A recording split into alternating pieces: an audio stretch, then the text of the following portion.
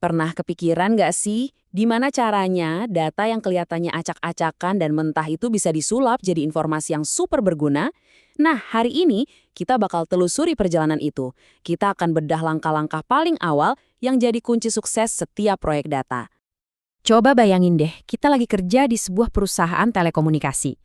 Salah satu pertanyaan paling penting yang bikin pusing kepala adalah, kenapa ya kok banyak banget pelanggan yang berhenti langganan? Nah, ini yang namanya customer churn. Ini masalah nyata, dan kita akan coba pecahkan pakai data. Buat menjawab pertanyaan besar tadi, kita harus memulai sebuah petualangan. Dan petualangan ini selalu dimulai dari satu titik, benar-benar paham apa itu data. Oke, sebelum kita bisa jadi detektif dan nemuin petunjuk, kita harus tahu dulu dong apa yang kita cari. Jadi, yuk kita mulai dari yang paling dasar. Apa sih data itu sebenarnya? Kenapa ini jadi fondasi dari semua jawaban yang nanti bakal kita temukan?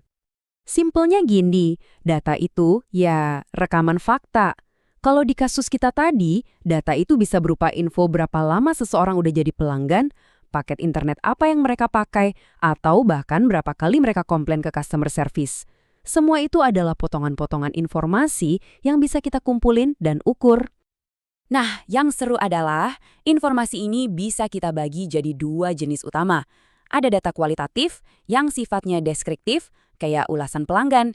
Ini ngasih kita jawaban kenapa. Terus ada data kuantitatif yang isinya angka, kayak lama berlangganan. Ini ngasih kita jawaban berapa banyak. Setiap kumpulan data, termasuk data pelanggan kita, itu punya 3 bagian penting. Pertama, ada fitur. Ini adalah semua karakteristik yang kita ukur, kayak lama berlangganan. Anggap aja ini petunjuk-petunjuk kita. Terus ada contoh. Ini satu baris data lengkap milik satu pelanggan. Dan yang paling penting, ada label. Inilah jawaban atau hasil akhir yang mau kita prediksi. Pelanggan ini akhirnya churn atau enggak. Oke, sekarang kita udah tahu struktur datanya. Tapi kan data itu nggak jatuh dari langit ya. Kita harus mencarinya. Nah, sekarang kita masuk ke babak perburuan data. Kita cari tahu dari mana semua petunjuk ini berasal.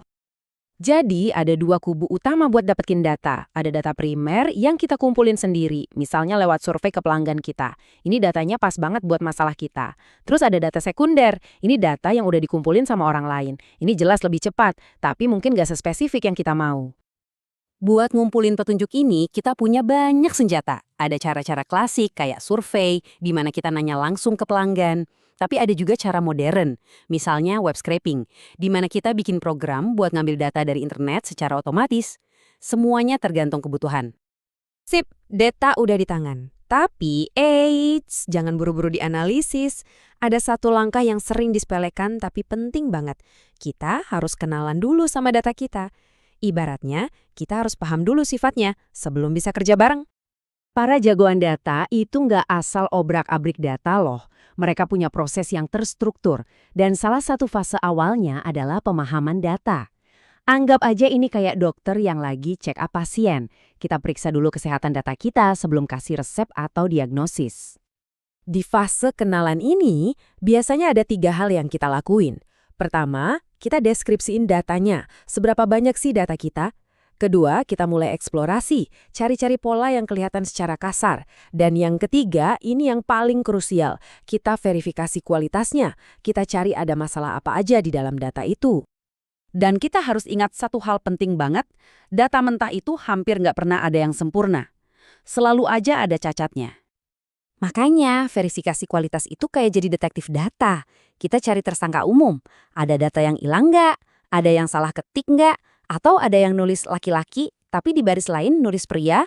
Masalah-masalah sepele kayak gini bisa bikin analisis kita jadi ngaco dan kesimpulannya salah total. Oke, kita udah nemuin semua biang kerok di data kita.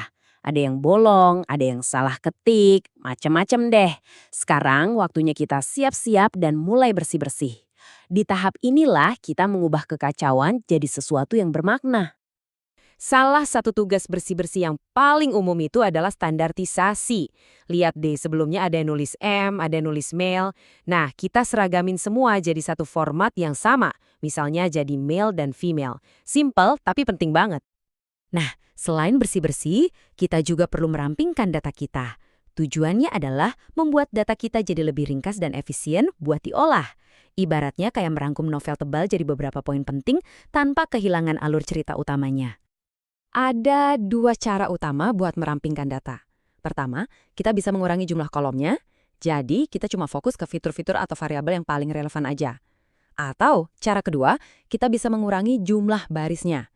Misalnya dengan mengambil sampel acak yang tetap bisa mewakili keseluruhan data. Oke, data kita sekarang udah bersih, udah rapi, udah ramping.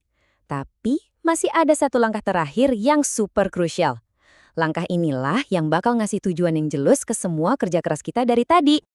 Proses ini namanya pelabelan data atau data labeling. Ini adalah kunci utama untuk metode supervised learning. Gampangnya, di sini kita ngasih kunci jawaban ke data kita supaya nanti model komputer kita bisa belajar dari contoh-contoh yang udah ada. Kenapa ini penting banget? Ya karena tanpa label, model kita nggak akan pernah tahu seperti apa sih ciri-ciri pelanggan yang akhirnya berhenti berlangganan, atau churn itu. Label inilah yang jadi guru buat model kita. Oke, kita balik lagi ke dataset telekomunikasi kita yang sekarang udah kinclong. Di sebelah kiri kita punya semua fitur atau petunjuknya. Berapa lama dia langganan, paket datanya apa, sering nelpon CS atau enggak, dan seterusnya. Dan lihat kolom paling kanan itu, kolom churn. Inilah dia si label sang bintang utama. Ini adalah kunci jawaban yang kita bicarakan tadi. Inilah target yang akan kita ajarkan ke model kita untuk diprediksi berdasarkan semua petunjuk yang ada di sebelah kirinya. Dan selesai, perjalanan kita dari data yang mentah dan acak-acakan sampai jadi aset yang bersih, terstruktur, dan punya tujuan yang jelas, udah kelar. Data kita sekarang siap untuk dianalisis, siap untuk bercerita. Pertanyaannya sekarang adalah, cerita dan rahasia apa yang bakal diungkapkannya tentang pelanggan kita?